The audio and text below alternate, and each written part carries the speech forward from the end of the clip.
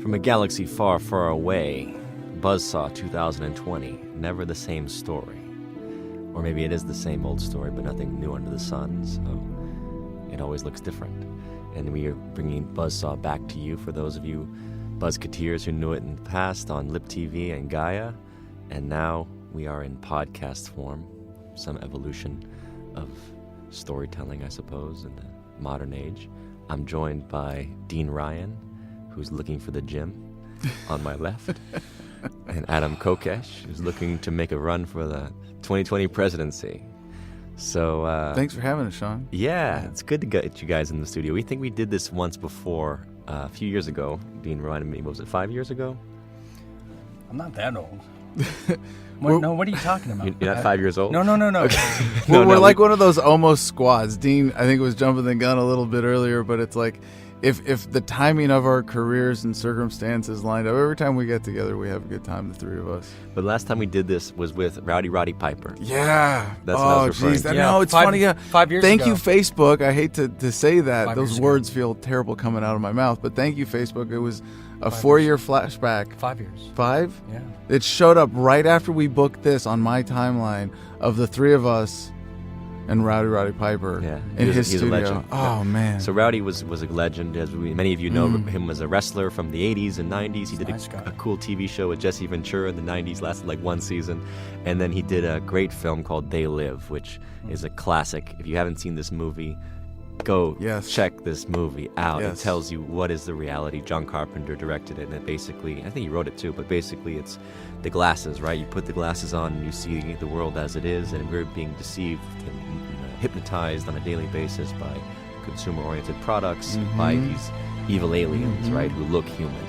And that's the Well, truth. watch out for spoilers. You're getting dangerously close. No, that's all in the trailer. And, that's if you don't know this by now, just if you've not heard about putting on the glasses. That was 5 years It's ago. it's better than drinking. More important than drinking the Kool-Aid is putting on the sunglasses. Yep. So Rowdy was a great guy. We loved him. He had us all on a podcast together a few years ago, and we were actually going to put him in a film, which we ultimately made called The Fury of the Fist, and he was going to play this great character called Willie, and he was like ranting about the Chinese take over America and the emasculation of men and all the conspiracies, this trafficking of CIA, trafficking cocaine, and all the conspiracies that we know. And if you're listening to this podcast, hopefully you're up to speed with.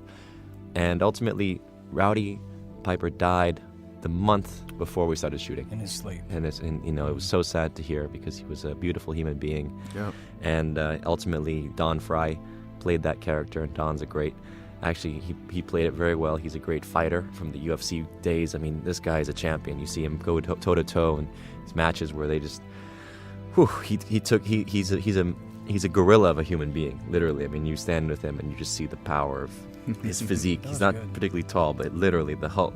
He is like a real life Hulk, and he played the role with so much passion. And I think he really knew he was doing it for Roddy. He's like, this is I can't do what Roddy Piper can do, but I can do it my way, and he did a great job with it. So that's why I like hanging out with Dean. I get the same sense of energy coming off him when I'm around Dean. You get Don Fry raw energy, physical power. The raw physical power. I think Dean is more like the John Lennon of raw physical power. Anyways, back to Roddy. If folks want to find that interview, it is currently on YouTube, on my YouTube channel somewhere out there until I get censored by the Google people. Are you trying to get censored like your role model, Alex Jones?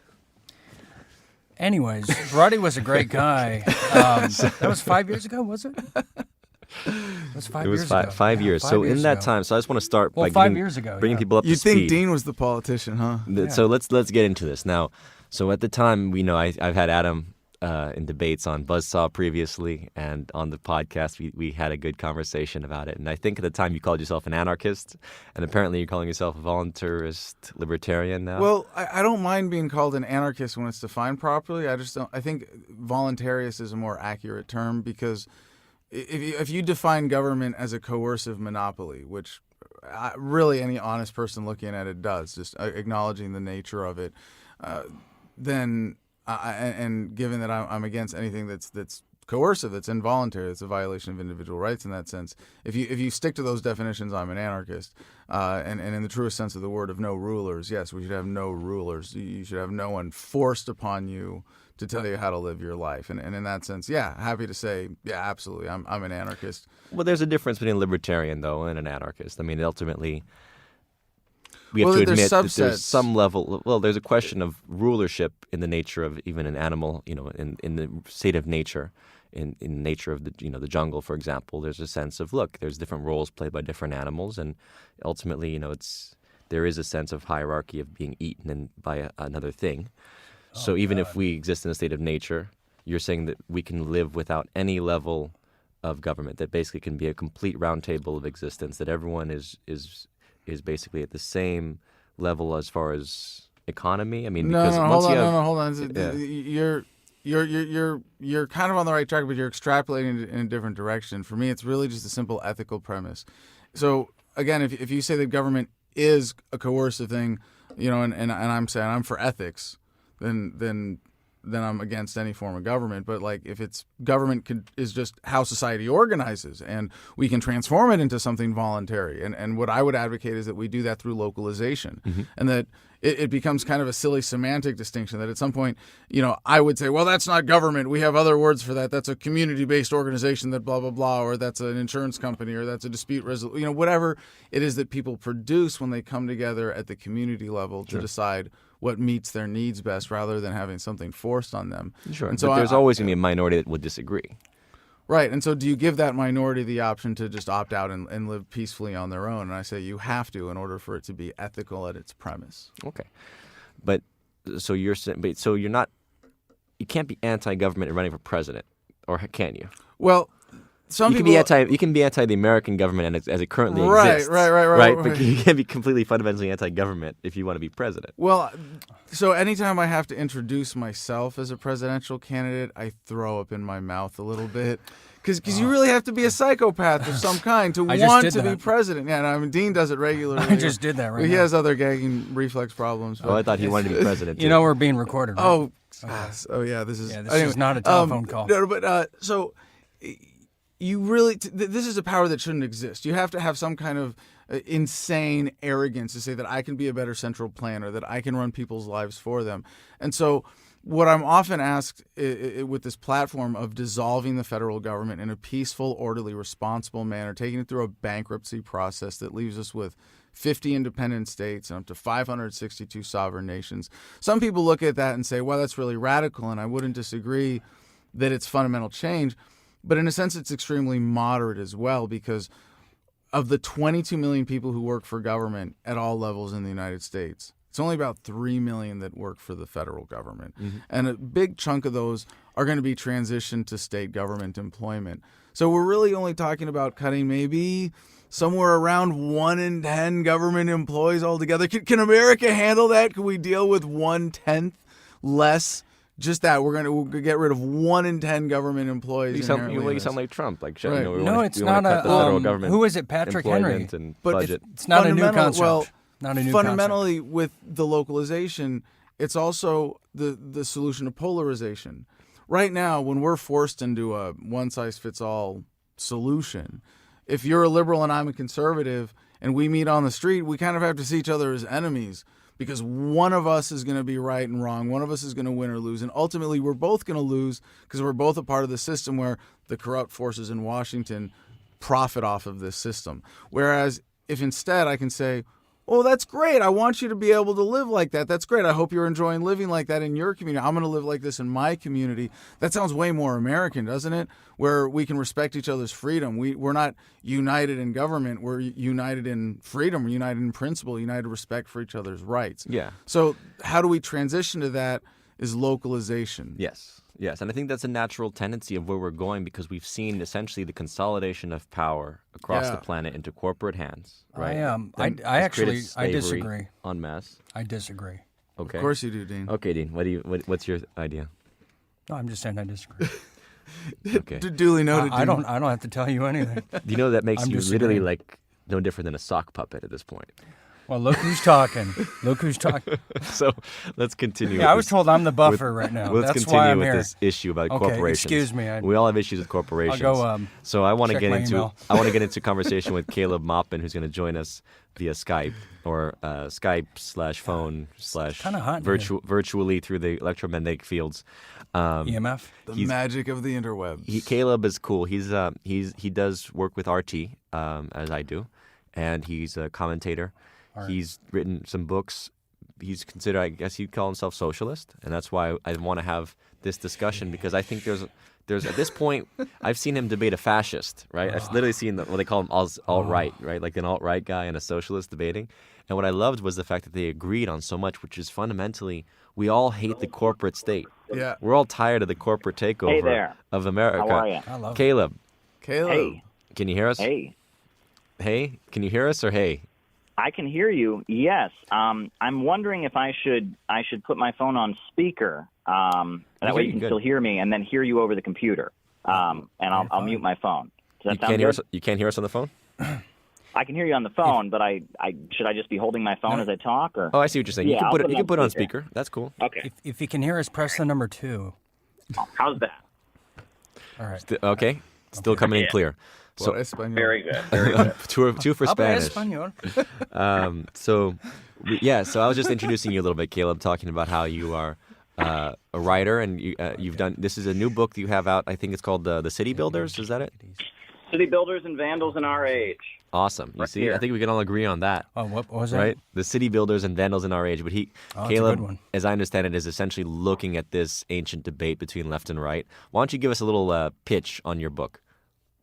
Okay. Well, I've gotten a lot of interesting feedback on it. When people saw that I was writing a book about socialism or whatnot, people expected that I was going to be writing the contents of a Michael Moore movie or something. But when people, Or a Bernie when people took a campaign look at speech. it and they saw that I went back to Julius Caesar and I went back to the Epic of Gilgamesh and I talked about the struggle between human progress and chaos and reaction that has taken place throughout the centuries and millennium up to now. People thought it was a very, very unique approach, and it really transcends and tries to correct a lot of the confusion about the nature of the left and the right. I think a lot of people are stuck in a Cold War mentality, and this takes things up to now. And I get into all kinds of questions. I get into issues, for example, the negotiations on the Korean Peninsula, the nature of the Trump administration and the divisions within the billionaire monopolists that rule the United States, stuff like that. I love you mentioned the Epic of Gilgamesh, because we were talking about the Fury of the Fist.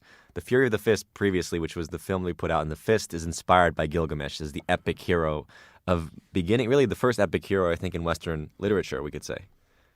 Wow. No? Yeah. I mean, you're an historian. So in terms of where we can agree, because this is really what I want to start with. I watched the Democratic debates, right? Out of actually, I was kind of forced. You really I was hate kind of forced yourself, to. don't No, you? no, That was and under I'll duress. tell you, Okay. I'll tell you why. It was really hate it was semi under duress, but I'll tell you why. Oh, it was I horrible. wanted to see Marianne Williamson, and I'll tell you gosh. something. You could just watch the 3 minutes they allow her to talk on Exactly. a highlight reel afterwards, and not have Exactly. to sit through all the other Yeah. bullshit. No, What an I insult. get that, but here's my thing. I love Marianne Williamson as a candidate. I think that she's the only one out there that basically yeah. says, you guys are a bunch of frauds. I mean, she underhandedly said that to the rest of the Democratic Party, right? She goes, you guys are a bunch of frauds. Yep. And you're out here ultimately serving corporate interests, Yep. right? Oh, look at him. And it's really about we're not looking to the deeper issues, the underlying issues. We have to go with a state of love. And to me, this is Oh, yeah. the key moving forward. I think Adam agrees with that. Dean, I don't know if he knows what love is, but essentially, we all are looking towards. Wait. Hey, don't make fun of his childhood, okay? No. Just 'cause he What's never love knew got to do with it? Oh no, I would never do that. But the point is that You're a we're terrible moving human into a being. state of, it's about a future of basically, as Adam was talking about just before you came on, Caleb, localization, right? The idea that we, as on a local or a more intimate level, know each other better than at the grand state level. And so this is the issue that we always come to, right? Where it's like, how is it the one and the many can coincide? How can we, as individual atoms in this, America, let's say, coexist when we're obviously so different, every one of us, and so many different interests, and yet they're trying to create one-size-fits-all modalities most of the time, right? It's like, well, the nature of democracy is 3 wolves vote and the one chicken gets eaten. It's unfair for most people, because the wolves are being paid by corporations, even though the wolves are very small, the 1%, or let's say the elites are a very small group, they have too much money and influence, as we know in politics, right? In the nature, we talk about how we've seen the inflation of power into corporate hands. Everyone fundamentally is serving a corporation. We're buying from a Starbucks. We're going, we're eating at a corporate restaurant or a Walmart or whatever it is. We're trying to survive. I love how you use yourself as the example there with your Starbucks right in front of you. I avoid it There's as a much term as for that. possible. But when you're no, traveling, your point is it's pervasive. I mean, it's you can point to pervasive. the microphone, your T-shirt, It's the pervasive. stands, like everything. It's right. pervasive, right? I mean, we're in this corporatocracy. And I think there is room now for the socialist and the anarchist or libertarian to come together and say there are certain principles that we're both working towards. How can we make them unite? All right. I gave my little spiel. Adam, what's your problem with Bernie? Let's start with that. And then Caleb can respond. No, I'm gonna stay on the love train, Sean. No. Somebody's high. Yeah, no, I share your appreciation at a fundamental level for Marianne Williamson. I was asked of all the Democrat candidates which I would like to debate the most, and she was easily my top pick because I love that grounding, and I think it's been a big part of my own development in looking for a fundamental ethical principle that is based on love and respect and how I want to meet my fellow human beings and applying that to politics. And for a lot of time, since the founding of the Libertarian Party, libertarianism has been misrepresented as a political philosophy when it's really an ethical philosophy. And I think localization is the bridge. Mm-hmm. I really do. And I would love to hear Caleb's take on this, because there are, and this is I know I feel in the company of such an expert, especially of the historical perspective, that this might be an insultingly simple oversimplification. But there are people who describe themselves as socialists, and that I see as kind of in one of two categories, at least. There are those who have no problem with state power, no problem with violence, no problem with the central authority, not just as a means to an end, but as the end state. They don't mind a sort of, I don't want to say totalitarian, because they wouldn't say it that way, but they would admit that it's a coercive central authority. And then there are the socialists, and I think this is the majority, who say, no, the end goal has to be voluntary. And in a sense, they would be more anarcho-socialists. And if you're an anarcho-socialist, then you're on the same ethical page as me, in the sense that I don't care what society looks like. I don't want to dictate to you what your community looks like. Whatever you can come up with people coming together voluntarily. So I'll take a step back and turn over to Caleb with just one quick example. And although I'm a member of the tribe, Which one? The hook-nosed tribe. Ashkenazi. Yeah, right. Ashkenazi, actually, yes. And the fringe rise of white nationalism in the United States is genuinely viscerally disturbing to me. I just watched Woman in Gold, great movie about the painting that Klimt repatriated from Austria. I have actually a family connection to that. My grandparents, who left Hungary before World War II, avoided that fate. But anyway, so as viscerally disturbing as that genuinely is, if you're a white nationalist or any other kind of ethno-statist and you think that people should congregate and form communities and societies based on race, I want you to have the right to do that. If you do it on private property, you go homestead your own space, you're not holding anybody captive, you're not forcing it on anybody else. As disgusting as I think that is, I will not use force to violate your right to come together peacefully, to organize that, to choose who you associate with and what those terms are, as long as it's voluntary. That's the criteria of ethics that's important to me. And on the flip side, you're a gun-grabbing socialist who wants to live in a commune in the woods where everybody's naked all the time. Like, hey, you know what? I'll keep I'm not going to live there, but I'll get my entertainment from a distance. That's great. But similarly, it's like, as long as you're not forcing it on anybody, you're not holding anybody captive there, I want you to have that right. And some people would say, and this is where I think the bridge to socialism is that, well, hey, let's establish this universal ethic. Mm-hmm. You just can't use force. You can't violate individual rights. You can't force yourself on anybody else or property that they've legitimately acquired, or however you want to define that. I know there's some argument there, and I admit that conversation is fundamentally subjective, but that if we say, this is the one ground rule, you can't violate individual rights, you can't use coercion, And the socialists would say, well, then some form of socialism is going to win. Okay, cool. As long as it happens voluntarily, people buy in. My right to opt out at any time is respected. Sure. Your right, everybody else's right to opt out at any time is respected. I'm all for it. Caleb, any thoughts? Well, I want to begin by saying that I admire Adam Kokesh in many ways. The fact that he's a veteran who speaks out against these ugly wars, I think that's very, very admirable. And on most day-to-day issues, we probably agree with each other. We see that the country is gradually turning into a low-wage police state. Our civil freedoms are being taken away. The big corporations and bankers have all the power.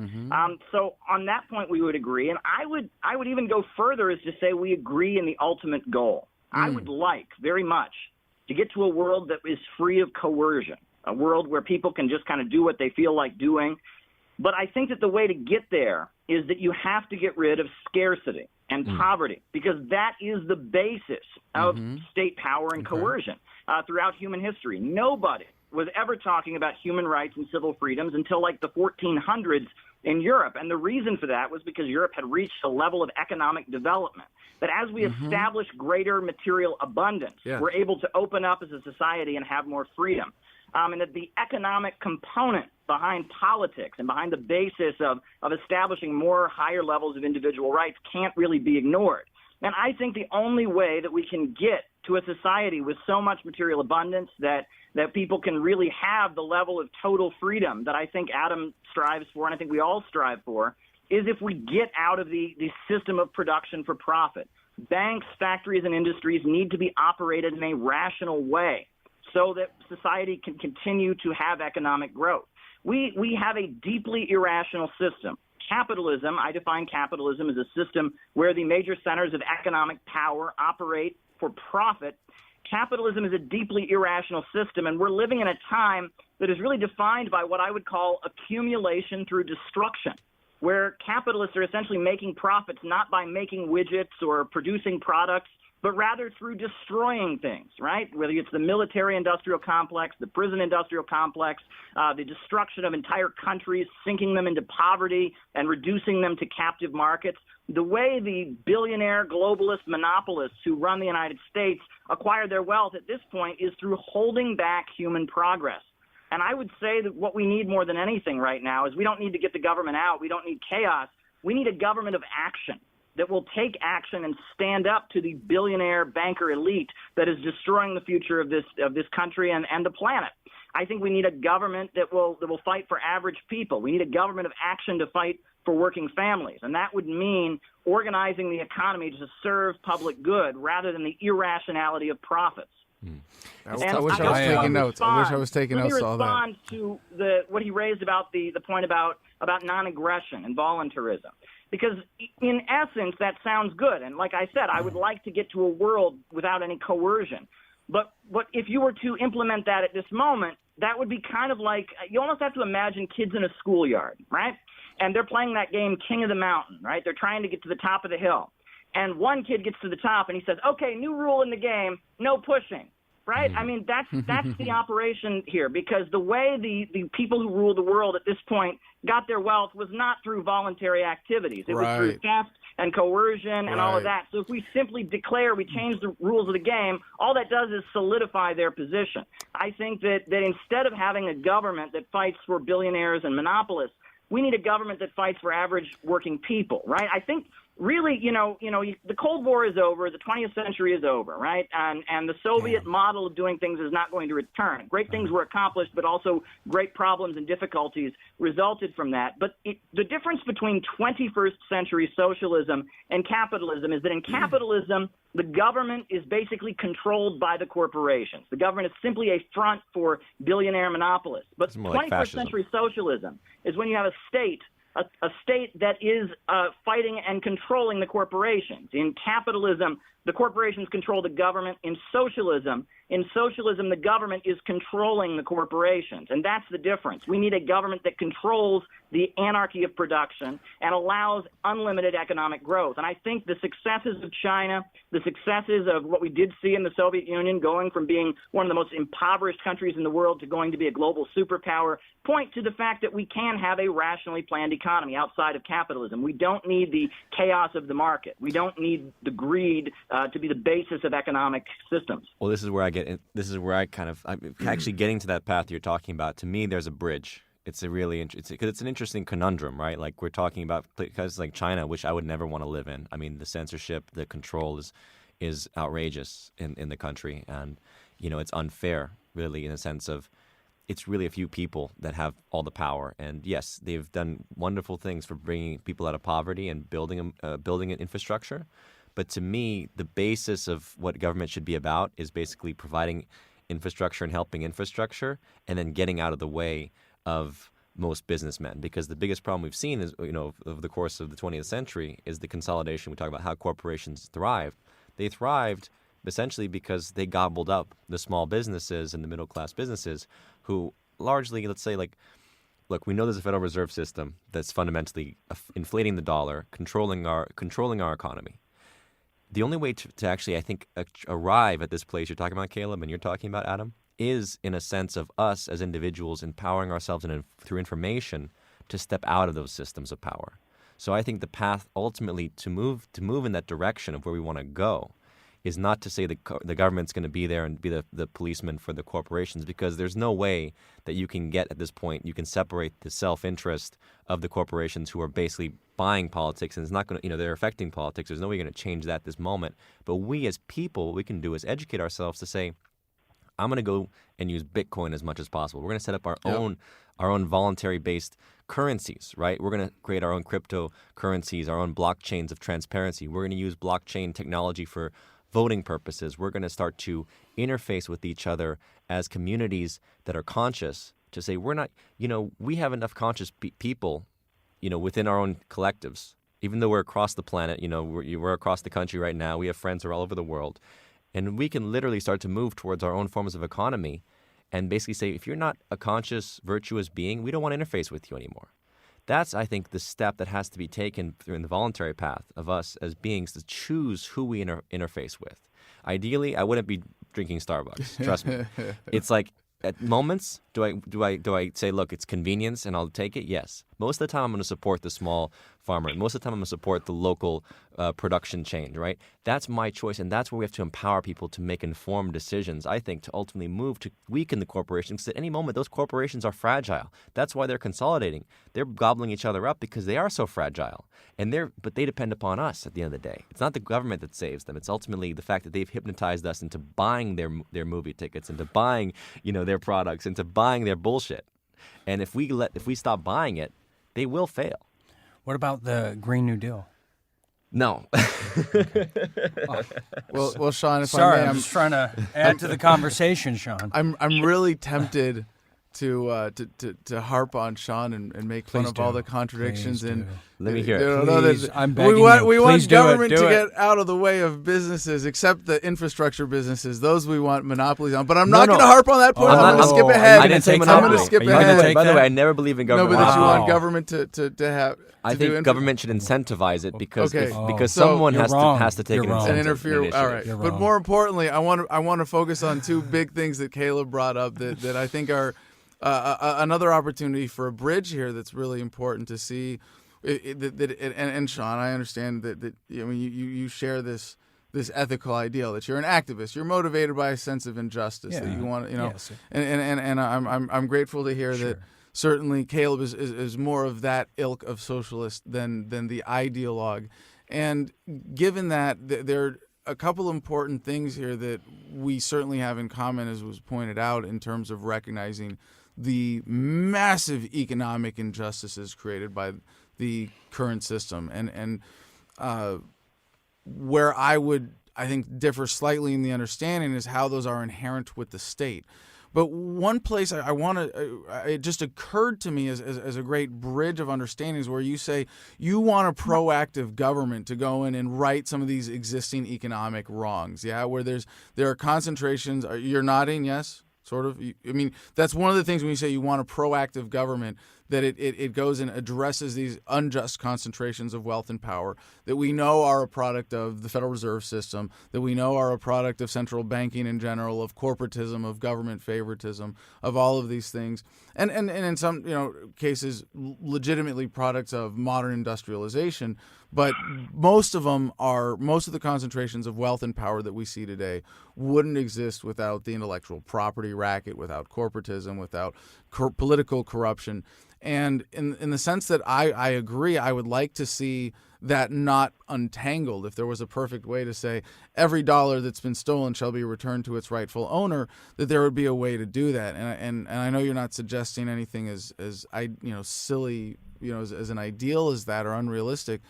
But there are two things that I think get us in that direction. And one is, as Sean pointed out, the use of Bitcoin, cryptocurrency, just saying, hey, we don't need their monetary system anymore. We already have something. We already have a market-based alternative. We already have a completely voluntary system. And whatever you say about Bitcoin, I don't want to debate it, but in this context, but just to say that look what we just proved is possible here. You don't need a central bank. You can have a system of money that's voluntary, that's not forced on people, and that you have the potential in developing these decentralized systems of essentially, in a Fight Club kind of way, like we're going to take out the debt record. That's what happens. And I'm a techno optimist. I see, especially with cryptocurrency, eventually one way or another, some version of it displacing all fiat currency. And it's a peaceful, orderly transition that it's not going to be perfect. It's not going to, yes, rich people will still be able to take their unjustly acquired gains and buy into cryptocurrency, but it's going to be the hugest step in the right direction that you could possibly have.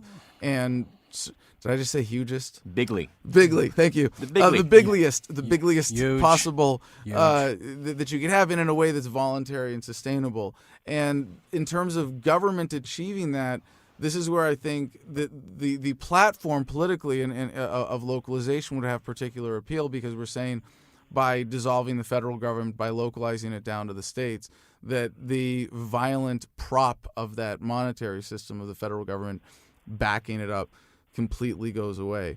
And there was one other big bridge, but now we've talked about so much other fun stuff I forgot. But there are a lot of opportunities there. You see where we're going with this, right, Caleb?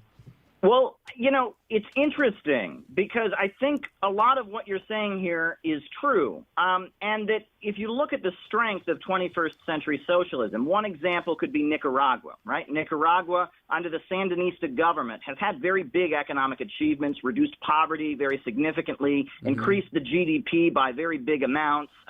And part of the way they've done that is, even as a socialist government, they have launched a program of helping Nicaraguans to become micro-entrepreneurs. And that has been one of the things that they've been very successful with. And they've been loaning people money and all of that. But their entrepreneurship as small business owners fits in with an overall state central plan to allow economic growth. They don't simply allow corporations to just come in there and do whatever they want. It's capitalism on a small scale, fitting into an overall socialist economic plan of development. That perfectly. I'm going to throw it right back to you, Caleb. I'm sorry for interrupting, because that gets me exactly to the other point I forgot about. You'll see, I just want to connect with you here and bring this into your point that you need a profusion of wealth, an increase of wealth to have this society that we're envisioning. Isn't it happening regardless, just with the development of technology and the profusion of wealth that comes along with that?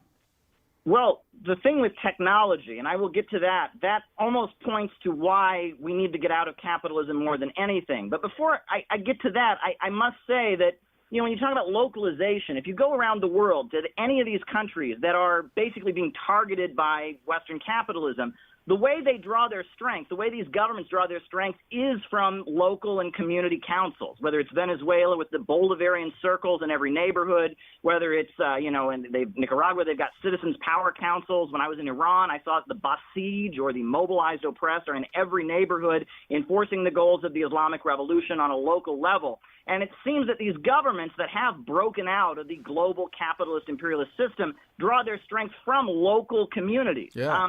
And that is where they draw their strength. But as far as technology, and I like what you're raising about Bitcoin. Let's go to technology in a second. I just want to, Caleb, I've heard recently really horrible reports, actually, about the Sandinista government, essentially. And the fact that it has become a bully. And just like what we see with a lot of these countries, in Iran in particularly, I mean, I've seen up close how flawed these systems are. And I think that they're not really good models to point at, because you're looking at systems of government that are extremely coercive, more so even than what we have here, which is there's more mental coercion that takes place here, and it's psychological. So I would say America's funny because, in most of these countries, they're corrupt. So it's like, you have a few people of influence and you have to know who to bribe to get out of jail. Or, if you get a ticket, you have to know who to bribe. Here in America, everyone has to bribe. So basically, we all have to pay, $70 if we get hit with a parking meter ticket for 15 minutes over, right? That's the different nature of corruption in America. It's universal corruption. No, but his point So- stands because those confusing- governments are propped up by centralized system, and his point is not that socialism or that at the central level is the solution, but that the local control makes it harder for those central governments corrupted by larger Western powers or like the World Bank to really harm those communities as much as they would otherwise, right? I think you're confusing the goal with the method, because socialism is not a goal. Socialism is a tool, and it is something that countries that are deeply impoverished, facing far worse situations than any of us here in the United States face, have utilized to try and get out of dire circumstances. And I mean, the reason, if you look at, the Islamic Republic of Iran, you look at the old Soviet Union, the reason these countries were very authoritarian was out of necessity. They were under straight up attack. They were facing blockades and encirclements. And it's with socialism and with centrally planned economies that they've been able to build infrastructure, eradicate poverty, and do real economic miracles. But that is not the way that they are now. Is not the goal. That is simply the result of breaking out. The goal is to get for that. And you talk to any person from China, for example, they'll tell you they have big problems with human rights. They need reform. They are the first to admit that they have difficulties and problems. But if you go to countries all throughout the capitalist world that are in chronic poverty, they are kept in that state by the Western system. What makes socialism different is that these countries have broken out of it and that they are starting to move ahead. For example, I always tell people it's really, really ironic. The USA says it supports democracy, right? Well, who are the allies of the United States in the Middle East? You've got the Kingdom of Saudi Arabia. You've got the monarchy of Kuwait. You've got the monarchy in Jordan. But who are the countries the USA has attacked? The Syrian Arab Republic, right? Yeah. The Republic of Iraq, right? They say, oh, well, in Iraq the elections were rigged, blah, blah, blah. Saudi Arabia doesn't have rigged elections. They don't have elections at all. It's an absolute monarchy, right? Yeah. And the Western capitalist system, the global monopolist bankers that rule the world, they tend to reinforce the primitive and underdevelopment aspects of countries. They tend to keep countries on a lower level, whereas countries that have broken out, whether it's with the Ba'athist Arab socialist model or Bolivarianism like in Latin America or like what China has done, have been able to advance and move ahead. And you can see that. And, in the Middle East, the Saudi government is supporting Wahhabi terrorism all throughout the Middle East. They essentially want to set up, a 14th century government, across the Middle East with public beheadings and women not being allowed to drive cars, et cetera. Whereas, if you look at the forces that are challenging the power of Western capitalism, can they do better in terms of human rights? Absolutely. They would like to do better in terms of human rights.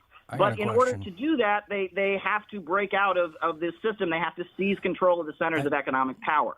And that's a necessity. But I think that the ultimate goal of a world without any coercion is a good one. And that's actually, that's the Communist Manifesto, right? The ultimate goal is a vision of a society from each according to their own ability, from each according to their needs. But that is only possible when you break out of the conditions of scarcity. And this whole thing about bitcoins and technology really is the essence. I mean, and it's bizarre that Marxists don't talk about this. If you read Capital by Karl Marx, that he considered his magnum opus, it is all about technology and how workers compete with machines, and how in capitalism, the more efficient the means of production, the factories become in producing goods, the more effectively they churn out goods, the poorer people get, right? Because you're reducing the role of people at the assembly line. And that leads to a glut or a crisis, right? Because workers are also consumers.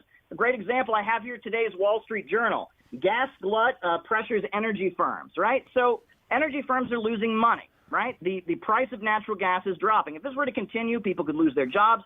And is this because we don't have enough natural gas? No, it's because there is too much natural gas. Only in capitalism do you have a situation where people are hungry because there is too much food. Only in capitalism do you have a situation where people are homeless because there are too many houses. right? And that's the irrationality of the system, and it That's shows the a need result of the for a socialism state in the to system. step in and control the centers of economic power. Well, no, he's basically pointing at the fundamental issue, right, where it's like supply and demand. So if there's too much supply, then obviously the price will drop. If there's a scarcity, most of the time, as we know, it's a created scarcity. This is But our all biggest those problem with the artificial system. scarcities have been created by governments. Yes. I mean, my friend in the State Department No, will tell I don't. you I wouldn't say it's created by the government. I would say it's created by the fact that the capitalist wants to produce as much stuff as possible, but at as little cost as possible as well. And the capitalist is always looking to increase technology to make production more efficient. This is where, Kayla, this is where you and I disagree, and I would say it's not the capitalist. Look at Henry Ford's model. Ford had a lot of problems, but he was right. He was against the Federal Reserve System. He was interesting. He was ahead of his time on the electric car, I think, and he wanted to do. He was interested in electric, and I think it was steam powered too. But Ford was a brilliant understanding of capital when he said, "I want my workers to have high wages." Remember, he said, I want to pay my workers well because they're my consumers. And this is actually the businessman's model. And this is not the banker's model. Hold on, and this is what we have to get to is the banking I need to get model into with of economics. a definition here, just to make sure that we're on the same page on something. But first, this thing about scarcity that's really interesting is that scarcity will always be a fact of reality in a finite universe, but it's an infinite universe. Oh, it's an infinite universe, as infinite as your all mind, right, as infinite as the resources that we create. Okay, until we escape the well, I'm getting to that part, Sean. I'm getting there because there will always take it easy. Take it easy. In all the multiverses, there will only be one version of this Sean Stone. Well, maybe and that's scarcity. Maybe right there. I'm actually the scarcity of Sean Stone. Well, no, should I leave the room? Will never be overcome by the infinite nature of the universe. But here's the beauty: in the one Sean Stone are all the multiverses. That's romantic. All right, yeah. So no, but this is where I think it's important to recognize, and most people looking at these political problems don't acknowledge that in terms of energy, in terms of food, water, clothing, shelter, and even information, entertainment, all these things, we are coming to a point of post-scarcity, and this is where I think that the zeitgeist analysis is really important and powerful.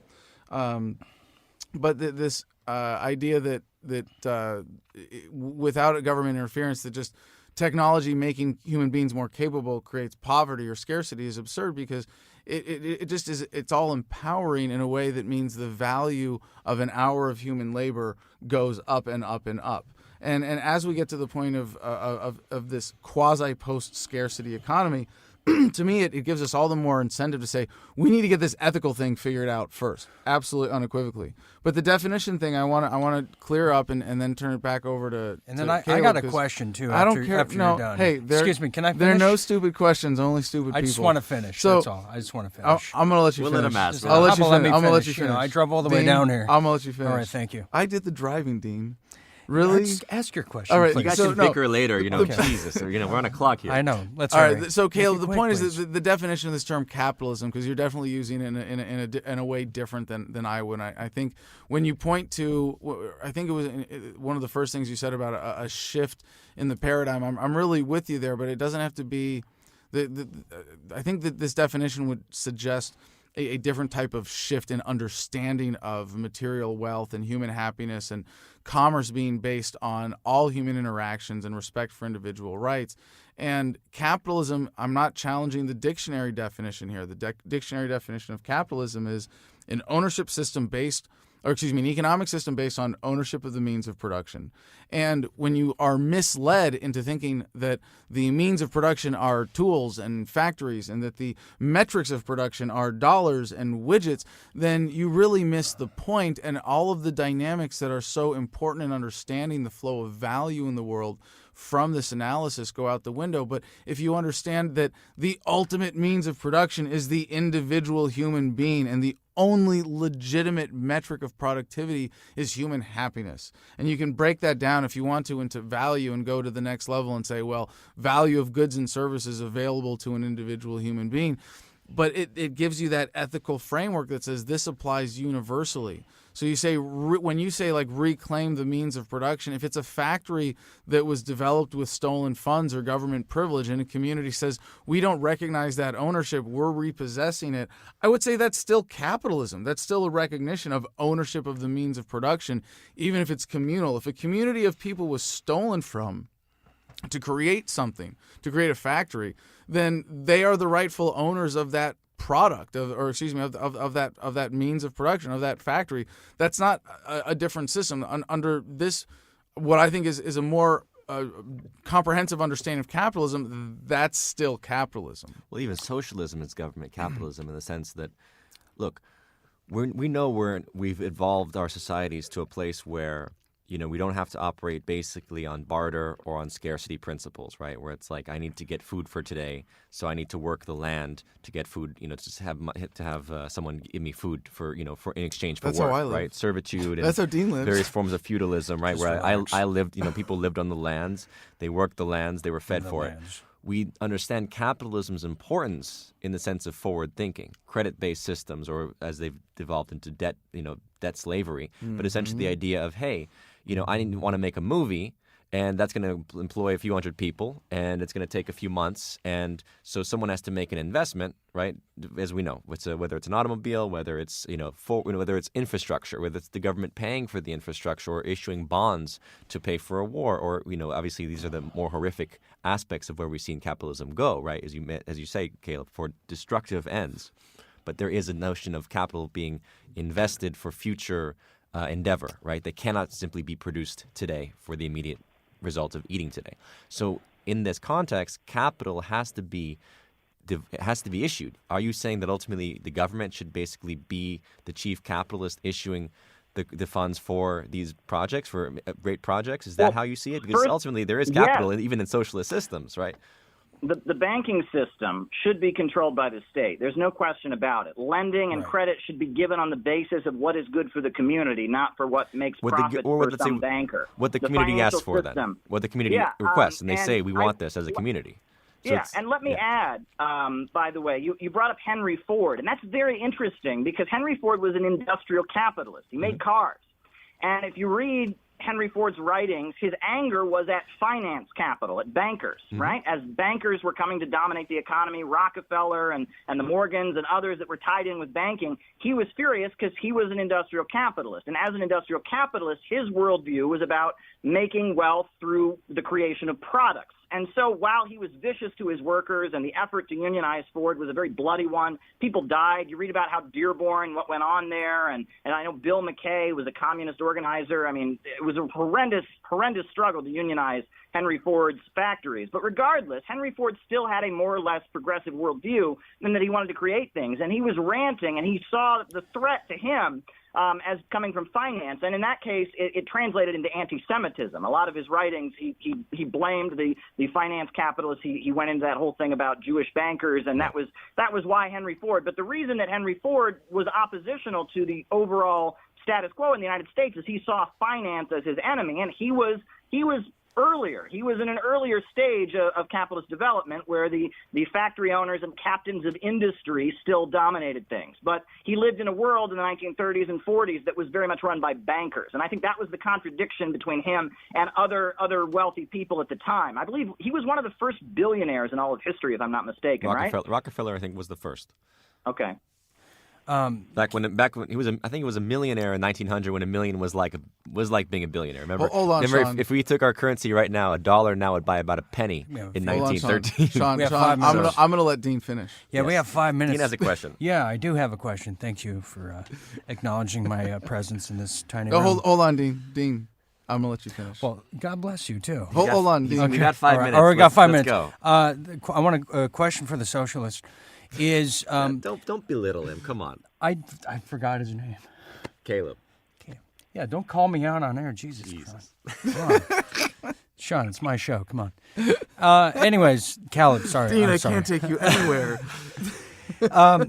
I think it's a dangerous. I think it's a dangerous situation if we're going to force socialism on Americans, especially in the heartland. I think we're going to see a civil war like we've never seen, and honestly, where does the deep state come into play here? I mean, don't you believe Donald Trump's draining the swamp?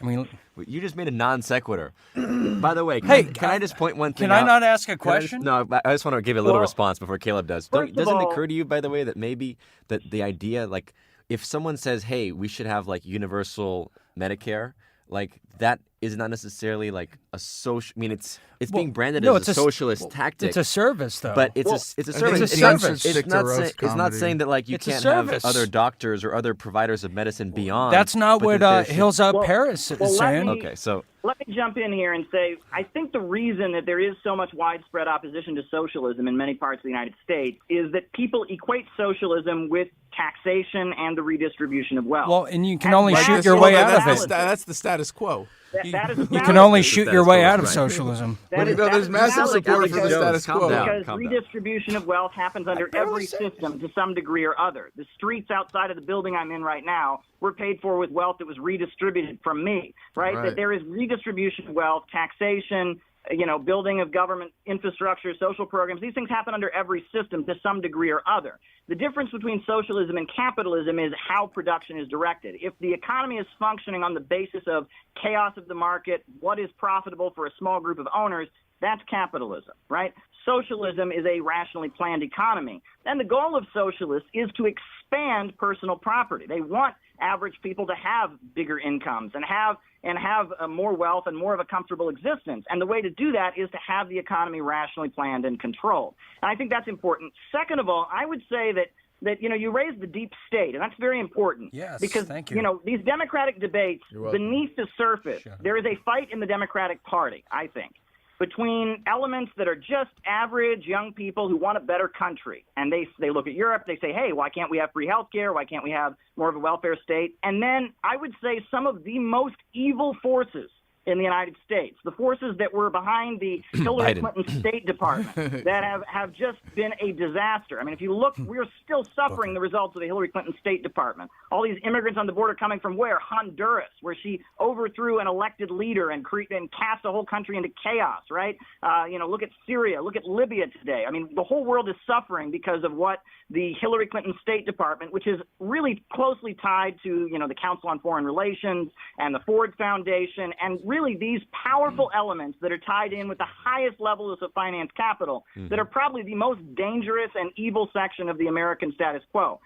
I wasn't happy that Donald Trump won the election, but I was very happy that Hillary Clinton didn't win the election. Yes. I didn't vote for Hillary Clinton, didn't vote for Trump either, but there is an effort on certain elements, I think, within the Democratic Party to not only beat back the Bernie Sanders and progressive and optimistic wing of their own party, but also to remove Trump because they see him as a barrier to this rule of corporations on an international scale. And I think that's what all of us are up against. The reason the standard of living is declining in the United States is because overall, the United States, like so many other countries, is being, dissolved into this global international financial system where everyone gets poorer and a few billionaire banker monopolists on Wall Street get rich. And Right. it's very, very dangerous. Right. But let's add, these are the people that created libertarianism, right? Milton Friedman, no one would have ever heard of him if the Rockefellers hadn't funded him. Ayn Rand, Gary the Johnson. psychopath who glorified Now we really rape in got to the define novel. All of that terms. comes- Well, that we're was gonna- brought we gotta to you go. by the same people. I'm not gonna let We're him not finish. gonna we're not gonna find we're not gonna We're not find gonna let peace. They Caleb created finish. libertarianism. Okay. And anarchism has always been a left-wing socialist current. You can go back to Peter Kropotkin. You can go back to Proudhon. Anarchism has always understood that capital is authority, right? I'm not an anarchist. I don't speak for anarchism. I do. But the anarchist movement has always been an anti-capitalist movement until recently, until suddenly these creatures from Wall Street suddenly Creatures. Appropriated the term. Yeah.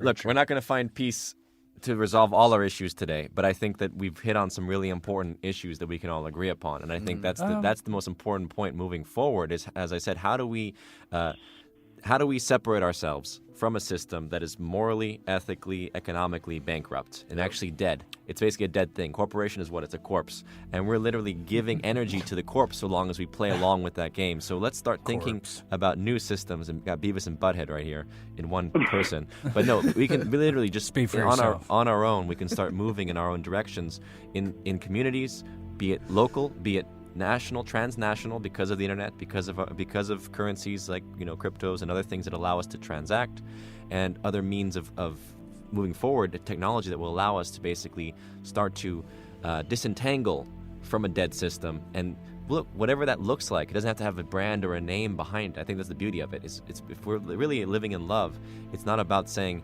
well, I'm not gonna transact with you because you're a socialist or you're an anarchist or you're a Republican or you're a Democrat. Let go of the brands, let go of the labels, be from an authentic space of existing with integrity, finding beings that operate with those same principles of virtue, integrity, ethics, and we can, I think, start to build. We can be the city builders of a much better planet, or at least, of the lives that we want to live. And maybe that's the point. We have to be more in our own space and our own being, and not worrying about what other people are doing so much and telling other people what to do. Because ultimately, I think a lot of times going around telling others what to do just indicates our own lack of self-involvement, of actually refining our own selves and our own issues in our lives. So that's my message for today on Buzzsaw 2020. Amen. And I thank you guys. Really, really appreciate everyone coming in here. Namaste. Absolutely a pleasure. Yes. Dr. Shane. Blessings. Thank you all.